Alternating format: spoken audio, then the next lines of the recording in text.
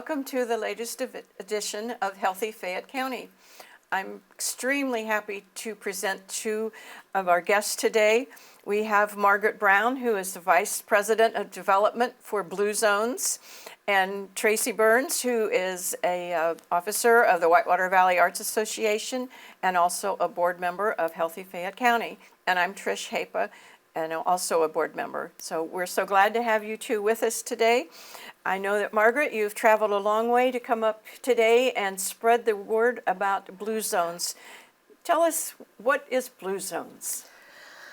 Well, in the shortest way possible, Blue Zones is a process that we follow today to make American cities healthy, creating the healthiest choice is the first choice for many people that live there, but it's borrowed from the longevity study of Blue Zones and National Geographic, looking for the longest lived population. So our goal is to borrow the best practices from those cultures and bring them to modern American cities, and we've proven that we can do that successfully, add more years to life and improve the overall quality of life and improve health.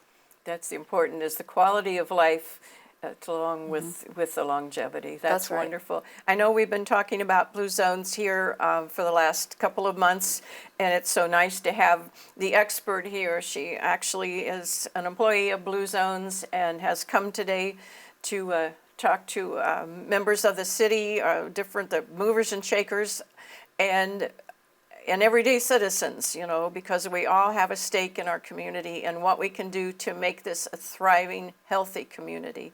So is this just going to tell us what we should eat, or are there other things involved? Yeah, many people think of Blue Zones as a diet and exercise company, but anyone that really thinks that hasn't looked very deep into what Blue Zones is about. Because what we're about is creating environments where people want to be social together. So creating that quality of life where you live. And that starts with your physical environment. Where are the spaces that you have available for people to come together, spend time with one another? Green space, sidewalks, is your community accessible? And that brings me to another pillar, natural movement. It's not about running a 5K, but it is about, can I simply move and get physical activity within my community safely, crossing roadways, being on a bike, going to a park, etc. Food, when we think about food, yes, food is an important component, but it's really more about how do we create environments where healthier foods show up for us? And so in the entire continuum of healthy food, so not just fruits and vegetables, whole grains, nuts, etc., but also, again, where food can be social. How do we bring healthy food together with people where they are and create a culture where it's just we're sharing food, we're taking care of one another, and making that accessible to everyone, not just some. So everyone in the community has the opportunity to participate. And finally, what are the places? Where do we go every day? Most of us, if we work a job, we're spending, half our life in our work site, at our desk. And so how do we help work sites, employers, help their employees do better by providing environments that are better? So we often look at that in terms of, what are the policies, what is the type of food and vending that's available, what are the spaces in and around that, and then you apply that same construct to schools and faith-based organizations and civic organizations. And so Blue Zones is much more than a diet and exercise construct. It really is environment and lifestyle. And what you were talking about earlier today was about the social, the eating is important, but if the kid or the parent is sitting there with headphones on or the earbuds and they're doing or listening and eating, they're missing a great opportunity. Just think of the lunchroom at work. If you're on your phone and you're not, conversing, you're missing that social aspect, and it's really important. It is so important, and I will tell you that recently I did an assessment of a school where we were looking to do Blue Zone certified school district, and they had 22 school buildings, and every one of them had a break room. not a single one had a break room where teachers were coming in, sitting down, and enjoying each other's company. As a matter of fact, if you went into those break rooms, they had a copy machine, a cutting machine, stapler. So people were coming in there doing work and getting out and not sitting down with each other to eat, which is such an important component because, one, if you sit down with someone and you enjoy a meal, you're going to connect with someone socially. You might share something that's on your mind, maybe a stress moment that allows you to kind of let go of that stress. Or you might share something that's really positive that's happened. You might share something that you're doing well that they could borrow from. It's a direct way to interchange ideas and share what's going on with you. But also, we all know when you eat with somebody, your food tastes better. You eat a little slower, you might enjoy it a little more, and if you have a few extra minutes, you might say to someone, hey, you want to walk outside? Let's go get some fresh air together. And it's just the total construct. You can't separate these items. You have to do them together. And applying those same principles in schools where kids are often eating alone now, applying that in your community groups where you might invite family. If you live alone, how do you invite a friend? Spend more time eating with one another is such a valuable part of your overall thought about food and nutrition and health. Right. When I was a kid, you ate dinner together. Everyone sat down. There was no phones, and obviously they weren't around then. And it was different. It was a family then instead of. I know you got run at somebody to soccer practice and all that, but there's still time to talk and to enjoy. And what I think about eating in the break room at work is if you're sitting there talking to someone, you might not eat that second donut because somebody's won't. watching. Won't. So it has little hidden advantages too. Exactly. I know that our Parks Department here in town is doing wonderful things with a lot of the trails, and they have opportunities where people can come in. Like there's a puzzle always started, and anybody can come in and just visit and do puzzles. So there's opportunities that we have now, and then we need to see if we can grow those opportunities or get more people to take advantage of them. And that's something that Blue Zones can teach us to do. Yeah, I will say on that, I just took a short drive with Tracy just before coming here. And when you look at the data, I can Google what Connersville looks like or what Fayette County looks like. And you look at 13,000 residents here, 20,000 in the county. It makes you think that when you come to Connersville, you're going to be looking at a condensed footprint of a town, not a lot of people on the street, et cetera. And in my experience in communities this size, they don't have a lot of ability to do some infrastructure type things. I'm amazed at what your city leadership has already done in terms of your park space. Incredibly beautiful parks. The fair park, the park where you host the fall fair, amazing space. Your campground with all of the assets around that and the other park to come on along the riverfront. Amazing development already. Now imagine if you take that recipe for success that's already there and you sprinkle into that total community connection where everyone throughout the community can easily get to those parks walking or biking, and other aspects that make it a viable, vibrant community. You've already got the building blocks. It just needs to go a little bit further, and I think that's the kind of secret sauce that Blue Zones is really good at bringing. Right, yes. We have, I'm sure you noticed the different murals on different buildings. There are some fantastic things. Of course, the Art Association, the train station, the Canal House, the museum. All of those. We have so many things. And I talked to a lady the other day who's, she and her husband, we've driven by many times at the museum, wondered what's there, Go see those things, Yes. You're going to enjoy what's there, and it's going to give you hints of the history of where you live, and something that you can enjoy. And then when your friends or family come from out of town, like Tracy did with you today, to show you some of these places, that it's like we need to be proud of what we have. Yes, we need to keep building on it, but people, the attitude, I guess, is what it is. It's don't say I'm from Connersville or I live in Fayette County. It's like I'm from Connersville, or I have a place in Fayette County, and it's a wonderful place and wonderful people. So we need Blue Zones to let us appreciate what we have. I think that's a big plus. The museum is very, very made me more knowledgeable about Connersville because I brought someone in from Indianapolis, and actually she's from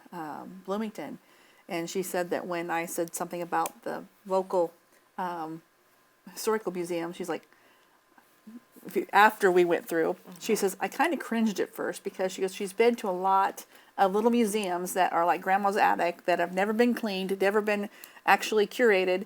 You just have stuff sitting around that just look like all antiques or whatever.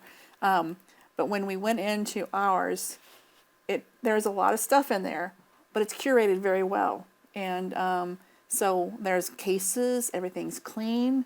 Connersville is the first for a lot of things, like the very first industrial park started back when we were making carriages. So it's just amazing to see that kind of thing and all of the history that we have and how many cars were built here rather than Auburn, Indiana. Yes. I'm from the Auburn area, so that was news to me. So things like that is just really nice. We didn't get a chance to go in today, but we might later. And then, of course, when you go to the museum, you park the farthest away from the door, That's right. so you're getting your walking steps Right. in. Yes, Just little steps even sometimes make a big difference. What other things do you want us to know about Blue Zones? Well, I think, the main thing is health is not just health and healthcare and who you see and who your provider is. If we're truly going to get on top of prevention and prevention in all aspects of health, whether we're talking about mental health, substance use, or we're talking about diabetes, high blood pressure, heart disease, cancer, dementia, across the full spectrum, you have to start with the things that are likely to prevent that. Access to healthy food, access to outdoor natural environments and walking, social connectivity and support, and sense of community. And that is a recipe that is going to take what I've been hearing, Fayette County being in the lowest end of the counties across Indiana, and help propel you forward. And we have proven that concept with counties in similar situations before, that you can actually advance and move ahead. And then what you have when you get to the end of the journey is there's more work to be done, because you never reach the end, but you get to redefine your priorities and redefine your goals and keep pushing forward to make those changes. And it becomes something that you can be very proud of. Yes, if I understand that, in Fayette County, out of 92 counties, we rank 92, 91, 90 on some of the bad statistics, the early deaths and such things that we don't want to be known for. And I guess in some of the cities that which Blue Zones has moved into, that you have increased those.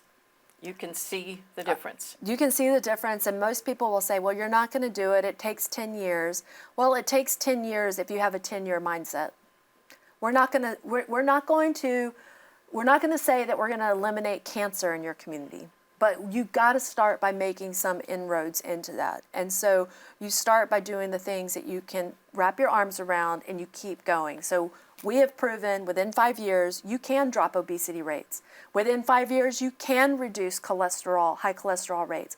Within 5 years, you can reduce utilization of your ER from people showing up with, hypertension, out of control diabetes, those kinds of things, which are the precursors to all the other bad things that come. And so if you can do that in 5 years and you get on that track and you continue to make those gains, imagine what you can accomplish in 10 years. And again, it's not a linear path. It's a multitude of comprehensive, interconnected activities that get you there, but it can happen. Okay. And it sounds like, it's proven that you have done it, and I know that a lot of study went into just the foundations of your program.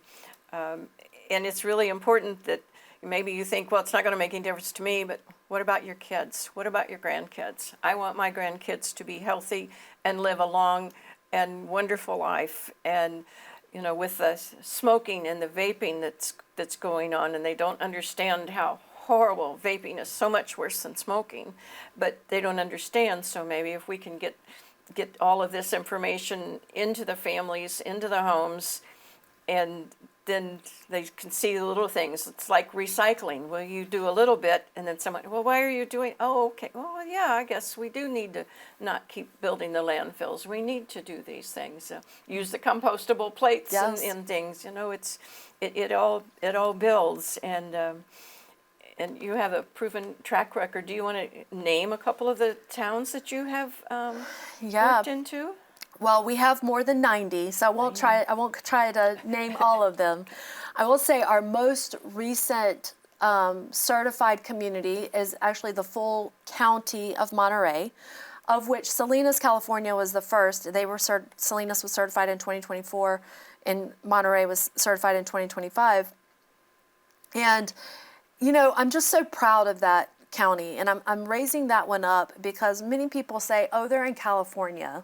They're in Monterey. We know about Pebble Beach and all those things, but they don't understand that a county is very large and diverse. And what is happening in one area doesn't mean it's exactly what's happening in all aspects of that county, for example, or even in a state. And in the case of Monterey County, you have, yes, the beaches and the beautiful seaside towns, but you also have a community that has been hit very hard with issues around poverty, disease burden in terms of diabetes. They had a higher than 40% diabetes rate in the adult population and close to that in the pediatric population. And people that were just struggling to have access to food, period. Not healthy food, just food. And so through our work, we were able to work both at the local municipal level and the full county level to start thinking proactively about the policies and their impact and make tweaks, thinking about health in all policies in the planning process, health in the place, just like I said, schools and work sites, health within communities and how they can work together. So you have to look at the county lens and then smaller towns and how they work together to make that happen. But that is one that I feel particular pride in because they are already within 5 years have driven robust community engagement, more than 30,000 people coming out and doing this together. Every school in the district doing something along these lines. Their downtown redevelopment progress that's been made. And then those health outcomes. Starting to see a decline in high A1C rates, addressing high blood pressure rates, high cholesterol rates, already showing a decline. That is remarkable progress. If I had to pick another one that was small, maybe a more rural community, I'll pick on Corey, Pennsylvania, because it's very similar in feel to you all here in Connersville and in Fayette County. Corey was a place that when we first sat down with them, they said, we're on the brink of bankruptcy. We're not going to be able to keep the doors open. The mayor said, we're doing Blue Zones because we have no other choice. Now, they had wonderful partners that helped fund that, but they're a community of 6,000 people. And because of Blue Zones coming in and listening and helping to vision that with the community and picking what they wanted to focus on, within those 3 years, we were able to drive not only new economic prosperity into that community through trails completion and bringing people in from the outside to experience Corey, we also were able to get their citizens involved. And that was a huge move for Corey because the citizens had not been engaged in envisioning what their community could be. And that is another place where we saw a change in just people exercising, eating together, changing the food landscape that has had a long-term impact there. So I could go on for days, but those are two good examples. Yes, if a city of 6,000, that's or a county, that's amazing. But it takes people involved, and you said input. Yes. So when we think of things like this, it's not just what Tracy and I decided this is what we need to do. It doesn't work that way. Right. It has to be everybody. We want everyone involved, from the teachers, the nurses, the doctors, the mechanics.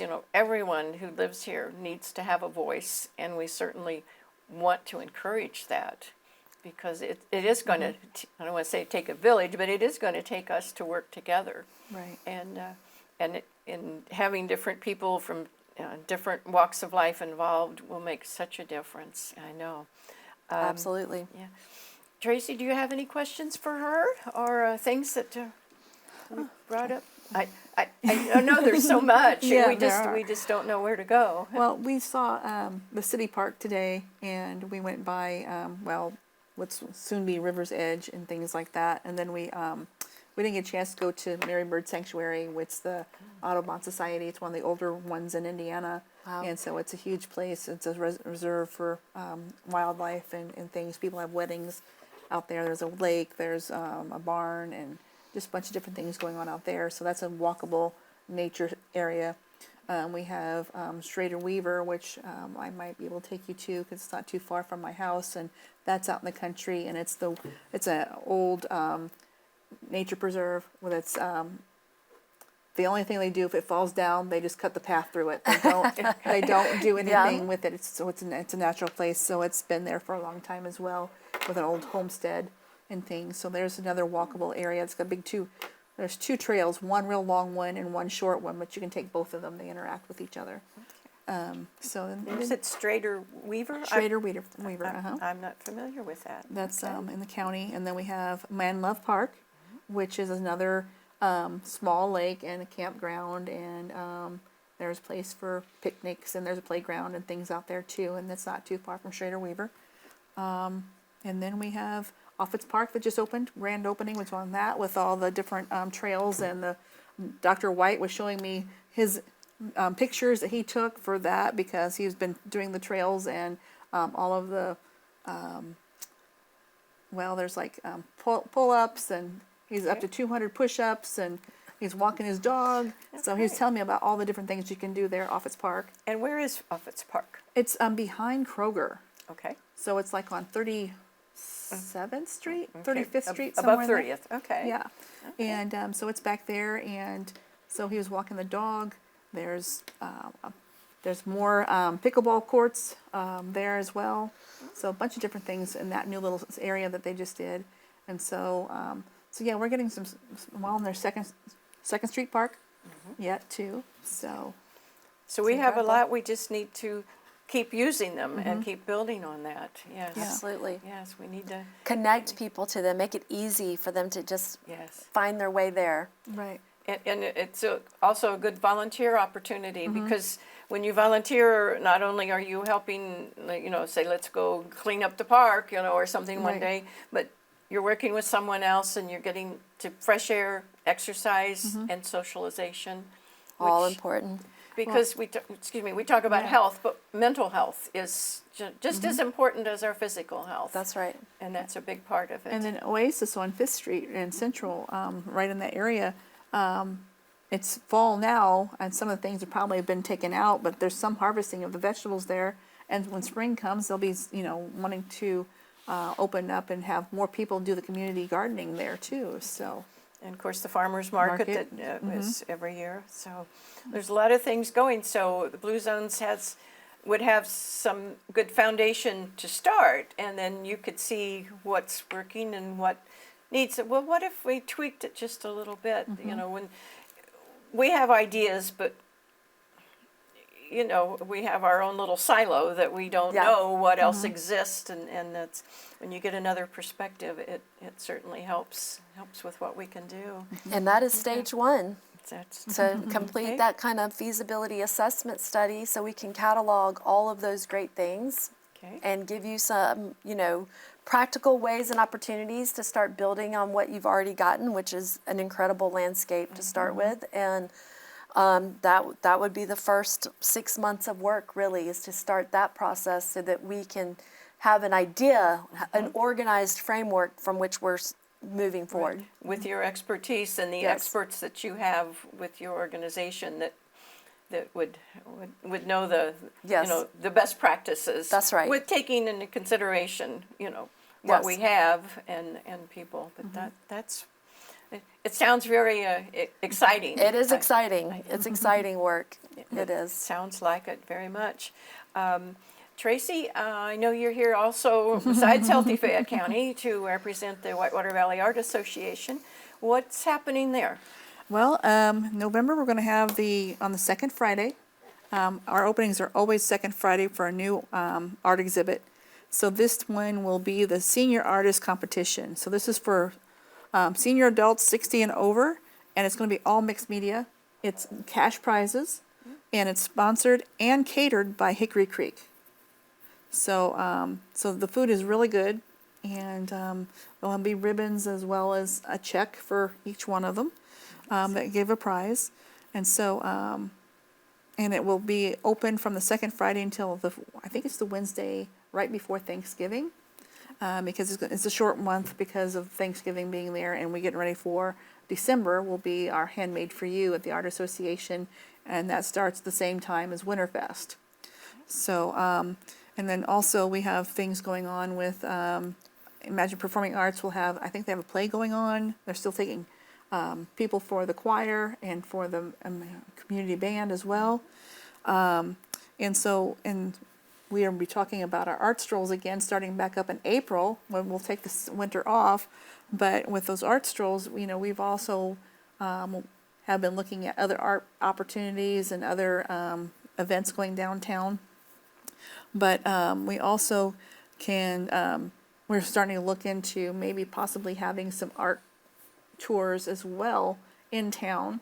So nothing's been written down yet, but it's been my idea to try and have some different strolls around town that can be self-guided tours of different art that we have in town. Right, like the murals and murals, different things that are around. You just go around a corner. It's like, oh, We have didn't know that was there. quite a few murals, and it'd be nice to have those all mapped out with a little information about each one of them. Right. And then we have the stained glass in town that's amazing. And a lot of people don't know much about the stained glass in our churches and all these buildings. So I'm trying to get the connections there of make that a tour as well. All right, sounds So- good. I know with next year with the art strolls with different things, we have a big birthday coming up for our country Right, next July 4th, and so we're having all kinds of plans in the works now for that Right. to celebrate our nation's birthday, and just there's so much going on, and you just need to check the newspaper, check the websites Sites. for the different organizations. Facebook. Facebook, yes. So I know the Art Association has a active website and Facebook page of different happenings. And of course, we have this local TV station, which Right. is so good and so much information for our community. Everything from what's going on within the city and the government to different programs such as ours that we really appreciate them doing. So just in the last couple of minutes, you want to give us your last pitch for Blue Zones.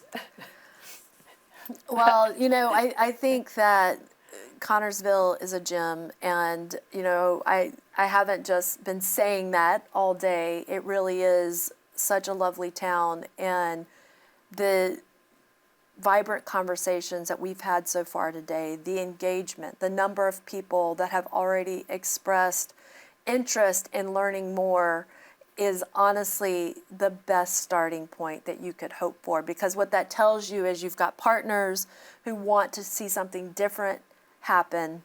You've got commitments, financial commitments and volunteer commitments of people, resource commitments that want to show up. And as long as you've got that, there's almost nothing that you can't achieve. And so whether it's Blue Zones or something else, I just really hope that, and to encourage you to keep that momentum going, keep those collaborative partnerships, and really don't be afraid to be bold in what you want. Put it out there, be bold, be visionaries, because you'll be able to make it happen. So I really appreciate you guys welcoming me in today and for having me, but I'm hoping that we can create a pathway forward with Blue Zones. It would be something really special for us. Yes, if we can get Fayette County in the zone, in the blue zone, yes, and see our not our numerics go up, but just people smiling and Right. walking and enjoying life and enjoying the outdoors, and just generally being physically and mentally healthy. And of course, when you have that, you have businesses that are thriving. People say, "Oh, this town is really growing. We need to see what's going on there." And so the economy will be better. So new businesses. So we can go up, and I think that Fayette County has a wonderful opportunity. And I hope that those of you watching, if you have questions, Blue Zones. BlueZones.com Yep. has a website where you can get all kinds of information and see what it really is about. And of course, anybody who's on the Healthy Fayette County Board, we are more than happy to answer questions. And of course, we don't know all the answers, but that's what we're there for, is to try to help and help our community grow. So, Margaret, thank you so much for coming from beautiful South Carolina Yes. to beautiful Fayette County, Indiana. And Tracy, again, thank you so much. And thank you for hosting our guest. And we really appreciate it. And thank you and good night.